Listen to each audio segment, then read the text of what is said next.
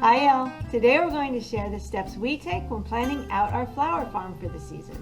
These steps will help you plan out your flower garden as well. Our goal this season is to fit at least 2,000 flowers in the 750 square feet that we have available.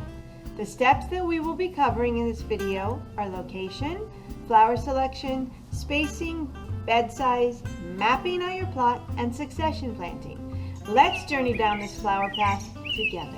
The first thing we need to do when we're looking for a location is find water. How are we going to water? Are we going to hand water with buckets? Are we going to hook up a hose? Is our hose long enough? Are we going to use a sprinkler? Not a good idea with flowers. They don't like overhead watering. What we do is drip irrigation. We set it on a timer and forget it. The next step is sunlight. Your flowers need adequate sun. You can check your seed packet. Some of them can take partial shade, but most of them like 8 to 10 hours of sun a day.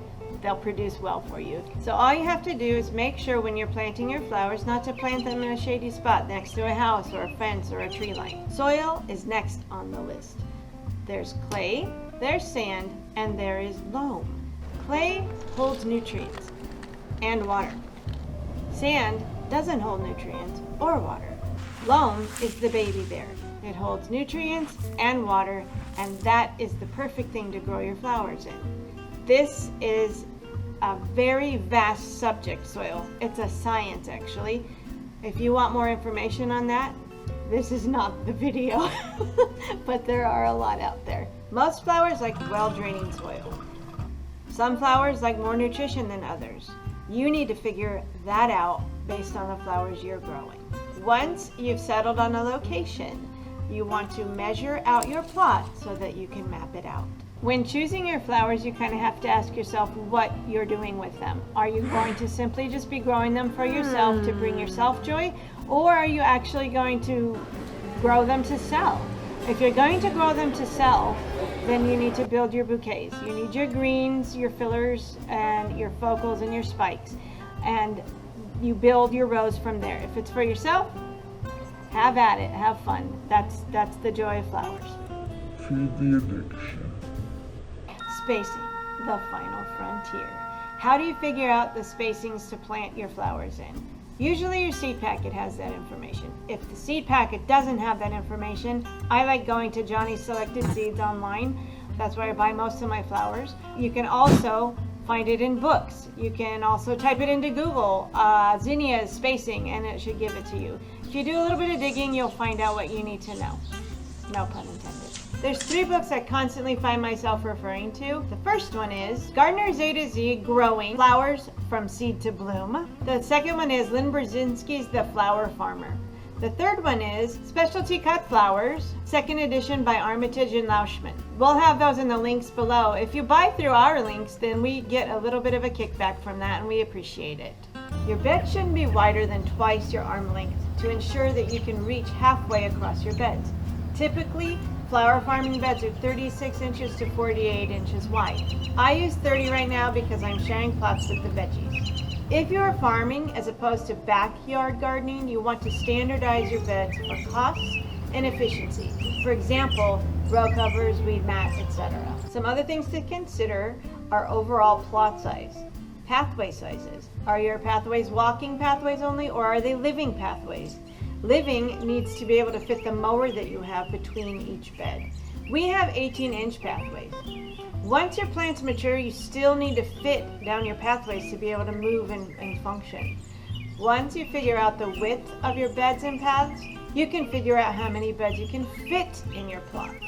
We are limited to space, so we have to break our flowers into categories of similar spacings so that we can put multiple varieties of flowers in the same bed. The categories that we use are 212, 39, 312, and 46, which are based on our 30-inch beds. Here's the math on how that works. Bed size divided by plant spacing equals rows in bed. 30-inch bed size divided by 12-inch spacings equals 2 rows. Then, to figure out how many plants you can put in a bed, we take the length of the row in inches. For example, our 50-foot beds are 600 inches. Then we divide the inches by the plant spacing, which in this example is 12 inches. So 600 divided by 12 equals 50. That is the number of plants per row. Then take the number of plants per row and multiply it by the number of rows in your bed. This is the example that it would be. 50 times 2 equals 100. The next thing I did was sketch out a map on graph paper to scale 1 box per foot for a 50-foot row. I have 6 rows. Then I calculated how many flowers I needed per week for the amount of bouquets that I plan to sell. For example, Texas Vintage Rose Celosia. I chose to grow a 5-foot section of that. The spacing is 12-2, which means I get 10 plants in that 5-foot space. However, in the planting process, you want to add at least 20% to the number of plants needed because not all seeds germinate. You do not want to have empty space in your beds so that you are not wasting water or fertilizer. Succession plantings. This ensures that you have flowers for bouquets continuously throughout the growing season. Sunnies are one and done, unlike zinnias, which are cut and come again flowers. So sunnies are on average 55 days to maturity. You need to figure out weekly plantings for your space and amounts. Make sure you take into account the sowing dates as opposed to the transplanting dates so that your timing is not ahead or behind what is coming out of the field. Here's a chart that shows how we have broken down our sunflower successions this year.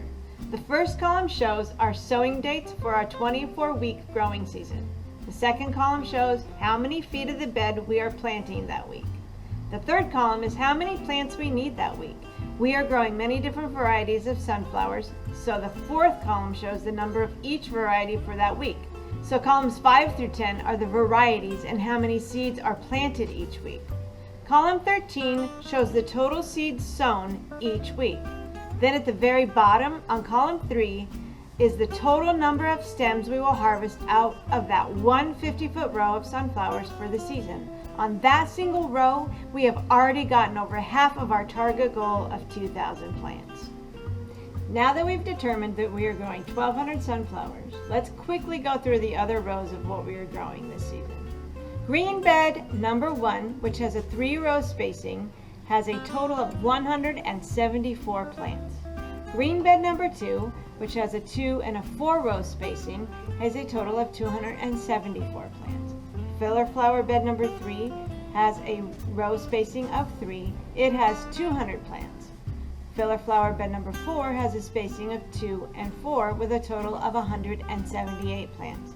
The zinnia bed, which is number 5, has a spacing of 3 rows for a total of 200 plants. Altogether, for a grand total of 2,226 plants. I think we've reached our goal. This is just a brief overview, and there is so much more to this process. If you would like more details or information, please leave comments in the section below. I hope you found this information helpful. If you would like to know exactly what we're growing this season, click here. Thank you for watching.